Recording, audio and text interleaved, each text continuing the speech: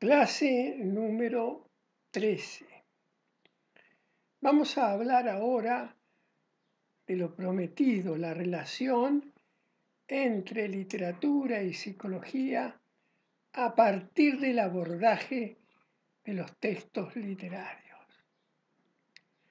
Decíamos que la literatura había sido muy anterior a la psicología, pero que había abordado temas que después la psicología llevó a la experiencia humana y tuvo en cuenta para su trabajo terapista. Pensemos, por ejemplo, en la más importante de nuestras novelas, El Quijote de la Mancha de Miguel de Cervantes Saavedra.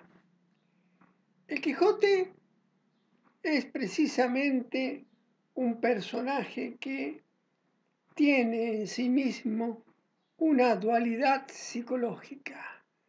Vive en parte en este mundo real y en parte en un mundo construido por sus propias alucinaciones. Si nosotros lleváramos a Quijote al psicólogo, en su época no había psicoanalistas, pero un congreso de psicoanalistas analizó el Quijote en el año 2004 y dictaminó que la enfermedad que padece Quijote es la de la esquizofrenia megalómana. ¿Qué es precisamente un esquizofrénico? Es lo que comúnmente llamamos un loco, un demente. Pero esa demencia, en el caso del Quijote, está dirigida a una megalomanía, es decir, a creerse más grande de lo que en realidad es, a tener una idea absolutamente equivocada de sí mismo. Esto es lo que sucede con el Quijote. De tanto leer novelas de caballería, ese hombre, Alonso Quijano, vino a caer en la más descabellada idea, la de convertirse él también en un héroe, en un caballero andante. Cervantes dice, al comenzar la novela, se le secó el cerebro. Nosotros diríamos, se brotó, le saltó la térmica, todos los eufemismos que usamos para designar la demencia. Palabra que tiene muchísimas metáforas sobre esto. Muchas de ellas con un tono burlón, con un tono irónico. Cervantes también apela a la ironía, al humor, cuando dice de tanto leer libros de caballería, se le secó el cerebro. Y ahí aparece entonces la primera novela que necesita del auxilio de la psicología, porque en definitiva todo lo que va a suceder en la novela sucede más en la cabeza enloquecida de Quijote que en la realidad. Es esa escisión, esa división entre el plano de la realidad y el plano de la cabeza de Quijote lo que instala a la psicología como una herramienta de indagación. Más tarde, ya dijimos, aparece la literatura de Dostoyevski. En el caso de Crimen y Castigo, y concretamente de Raskolnikov, es su conciencia la que lo atormenta, la que primero lo induce a cometer un crimen, a matar a una anciana usurera para robarle lo que tiene y poder sobrevivir en la ciudad a la que ha ido a estudiar. Porque en realidad Raskolnikov es un estudiante universitario, no demasiado entusiasmado con estudiar, sino con vagar por la ciudad. Sin embargo, Raskolnikov, después de matar a la anciana, tiene escrúpulos, tiene miedo, se siente atormentado por su conciencia. no por el carácter religioso de su condición, sino por el solo hecho de que estalla la duda en su cerebro, lo que llamamos la culpa. Y la culpa también es un sentimiento, un modo de estar en el mundo, una carga atroz que puede llegar a torturarnos como Raskolnikov y obligarlos al final a confesar, sin que se lo pidan, su crimen a la policía.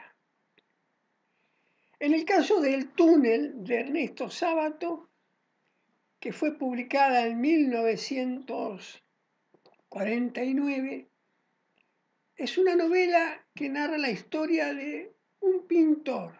La narra en primera persona. Hay un narrador protagonista llamado Juan Pablo Castel, que desde el comienzo se nos presenta diciendo: soy Juan Pablo Castel, el pintor que mató a María Iribarne, la única mujer que me comprendía.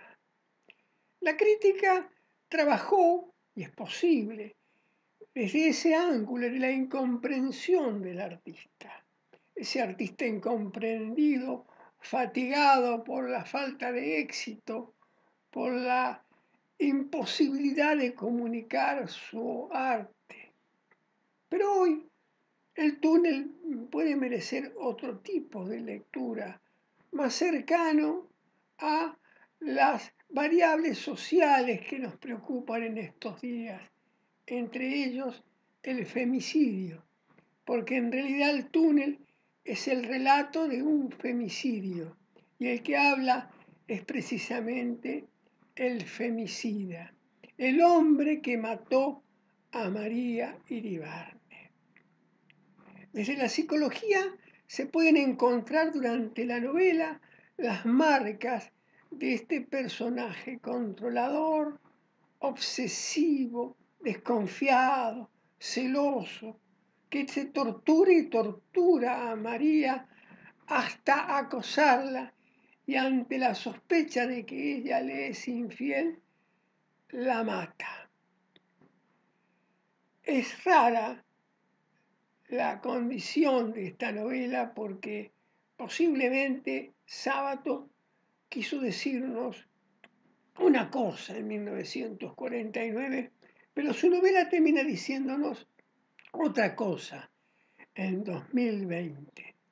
Han pasado muchas décadas y el túnel sigue siendo una gran novela en la medida que sigue resistiendo la posibilidad de nuevas interpretaciones, de nuevos abordajes. Y eso también es parte del misterio de la creación. Tiene que ver también con lo que tiene de inconsciente un texto literario. Otro libro muy interesante, una de las maravillas de la novelística del siglo XX es este: El ruido o el sonido y la furia, The Sound and the Fury en inglés, de William Faulkner.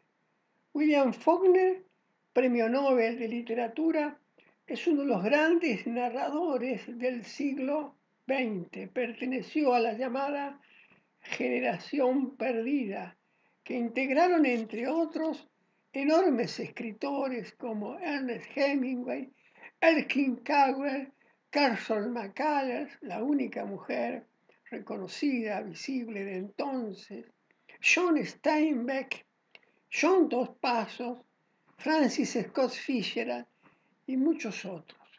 Enormes narradores que trabajaron fundamentalmente personajes vinculados al campo de lo social, al campo de lo que sería los años de la depresión económica generada en Estados Unidos en el año 29, que impacta a lo largo de toda la década del 30.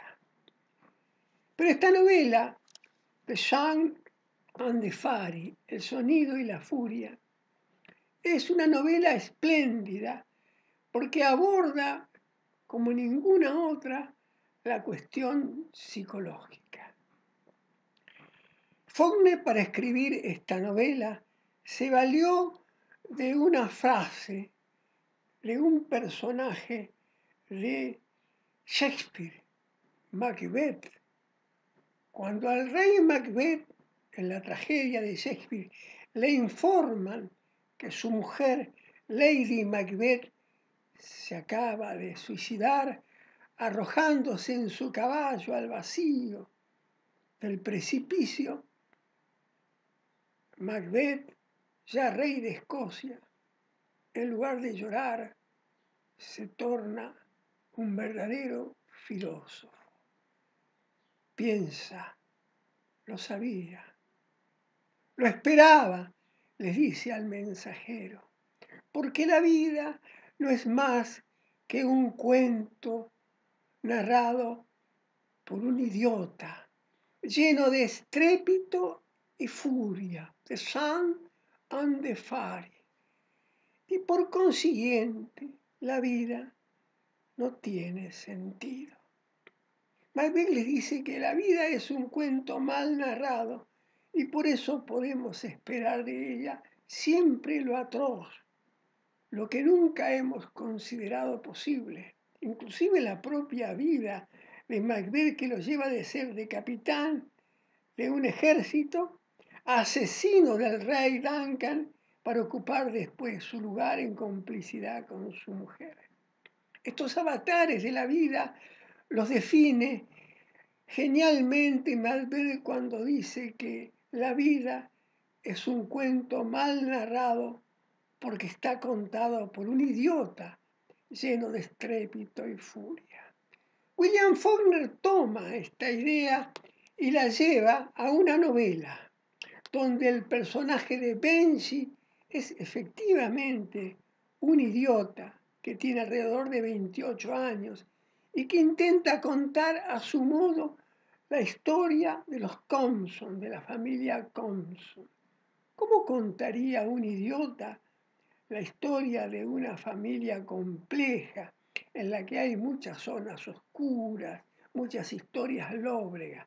La contaría mal, la contaría desarticulada, la contaría a partir de una anarquía del discurso. Precisamente esta espléndida novela de Sang and de Fury imita en su estructura discursiva, en su magnífica metáfora, ese discurso. Un discurso que también en su caos es una imitación de lo que es el arte del siglo XX y que se expresa posiblemente en las pinturas de Picasso, en los cuadros de Dalí, en la música de Prokofiev, en el rock entre nosotros de Luis Alberto Spinetta y en muchas otras expresiones que han desobedecido a la tradición y que se han construido como experiencias únicas del arte y la literatura. Hasta la próxima.